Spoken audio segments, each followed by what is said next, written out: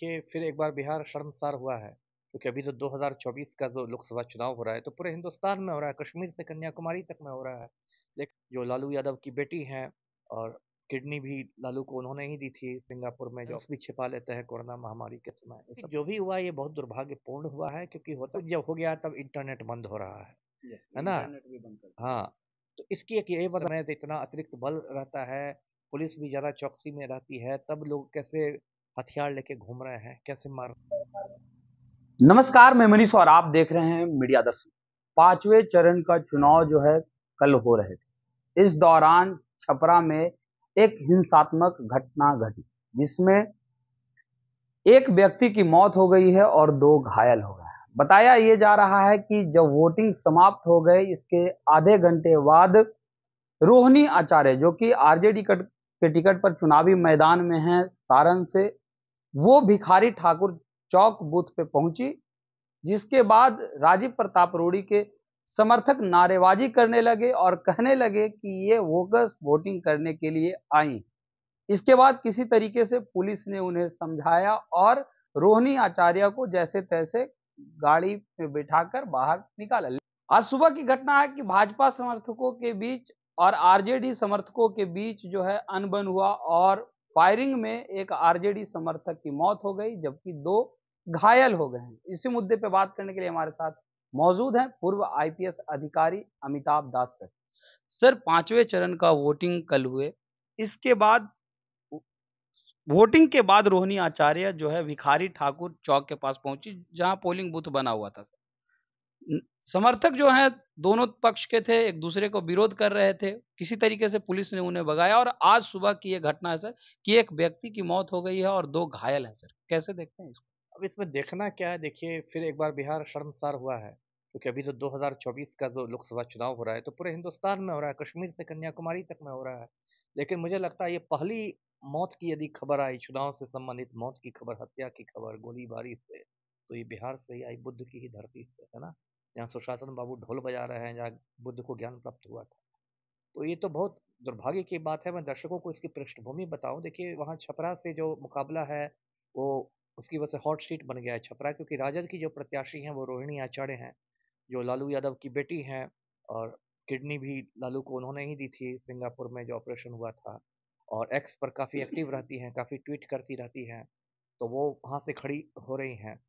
पहली बार उनका चुनावी संग्राम में पहली बार उतरी हैं। दूसरी तरफ जो है वो भाजपा के प्रत्याशी राजीव प्रताप रूडी, जो कि ऐसे पेशे से पायलट हैं, केंद्रीय मंत्री रह चुके हैं, मौजूदा सांसद भी हैं, एम्बुलेंस भी छिपा लेते हैं कोरोना महामारी के समय, ये सब बहुत सारी चीज़ें हैं। तो उसके बाद वहाँ पर नेचुरल था कि तनाव तो रहेगा ही, तो इन लोग के तो जीवन मरण का प्रश्न हो जाता है चुनाव। तो उसके बाद जो कल घटना हुई कि जिसका वीडियो ने भी रोहिणी आचार्य ने डाला था, कि मतलब उनका कहना है कि वो गई, उन्होंने भाजपा कार्यकर्ताओं से कुछ बकझक हुई, उन लोगों ने भी कुछ गाली गलौज किया, ये सब हुआ। मतलब कल तनातनी की स्थिति थी, लेकिन कल कुछ ऐसी हिंसा नहीं हुई थी। जो हुआ था वो शब्द बाण चले थे, है ना?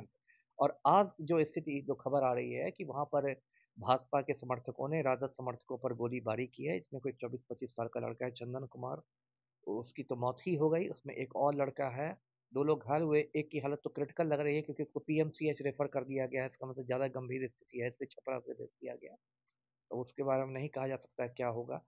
लेकिन जो भी हुआ ये बहुत दुर्भाग्यपूर्ण हुआ है, क्योंकि होता क्या है कि अब तो चुनाव भी होगा, मतगणना भी हो जाएगी, जिसको सांसद बनना है बन भी जाएगा, लेकिन जो परिवार है जिसका लड़का मारा गया, वो परिवार तो उजड़ गया। 24 साल का लड़का, उसके तो माँ बाप सब होंगे, दादा दादी भी हो सकते हैं, हो सकता है हाल में शादी भी हुई हो, हम लोग तो उतना डिटेल्स नहीं जानते हैं। जब उसका परिवार उजड़ गया तो ये बहुत दुर्भाग्यपूर्ण बात है, और इस बात को मैं पूर्णतया वहाँ की मतलब पुलिस की एक तरफ से विफलता मानता हूँ। अब देखिए, सब कुछ जब हो गया तब इंटरनेट बंद हो रहा है ना? इंटरनेट भी बंद कर दिया। हाँ, तो इसकी एक यही वजह है, जो खबरें वहां से आ रही है कि ये जो हुआ है ना गोलीबारी, और जो इसने थोड़ा सा जातीय रंग भी ले लिया है ना? अब मैं जातियों का नाम नहीं लेना चाहता चैनल पर, लेकिन थोड़ा जातीय रंग भी ले लिया है ये, मतलब भाजपा और राजद के जो समर्थक थे वो अलग-अलग जातियों के थे। तो एक जातीय रंग भी ले लिया है, जो बिहार में होता है कि हर चीज़ को लोग जाति के चश्मा से देखते हैं। तो ये बात जो है इतनी, ये जो है ये तो कल से ही करना चाहिए था इन लोगों को। इसका मतलब पुलिस ने कुछ कोताही की, कैसे इन लोगों ने डेयर किया कि चुनाव के समय तो इतना अतिरिक्त बल रहता है, पुलिस भी ज़्यादा चौकसी में रहती है, तब लोग कैसे हथियार लेके घूम रहे हैं, कैसे मार रहे हैं, क्या कर रहे हैं? तो पुलिस की तो विफलता है ही। अब इसमें तो ये चुनाव आयोग को अपने ऑब्जर्वर से रिपोर्ट मांगनी चाहिए। हर जगह चुनाव आयोग के ऑब्जर्वर रहते हैं, सामान्य प्रेक्षक रहते हैं, पुलिस प्रेक्षक रहते हैं।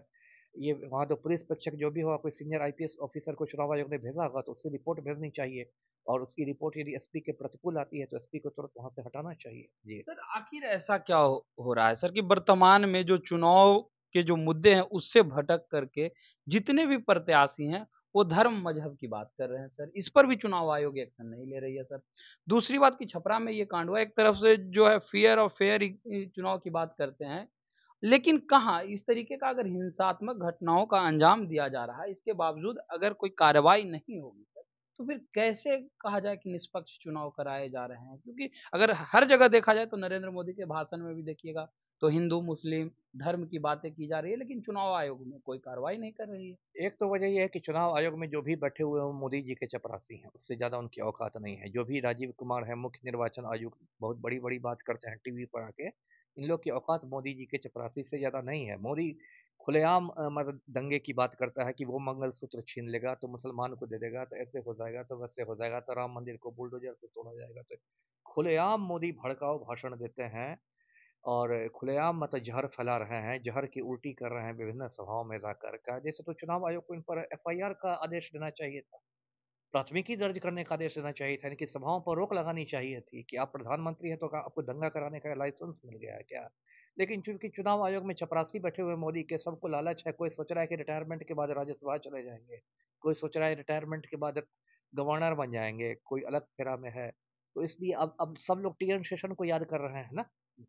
टीएन सेशन के समय चुनाव आयोग का इतना भौकाल था कि एक डर के मारे पत्ता नहीं खड़कता था। अब तो लगता है चुनाव आयोग लगता है कान में तेल डाल के सो गया। अभी तो देखिए बिहार में अनंत सिंह जैसे खूंखार अपराधी को चुनाव के समय पैरोल पर छोड़ दिया गया। एक झूठी बात बता के कि जमीन का बंटवारा करेगा। कोई चुनाव आयोग की सुगबुगाहट दिखी? मैं तो सोच रहा था कि चुनाव आयोग का जो भी ऑब्जर्वर होगा मुंगेर में वो रिपोर्ट भेजेगा। बिहार के गृह सचिव को कान पकड़ के चुनाव आयोग हटाएगा, पैरोल रद्द कराया जाएगा।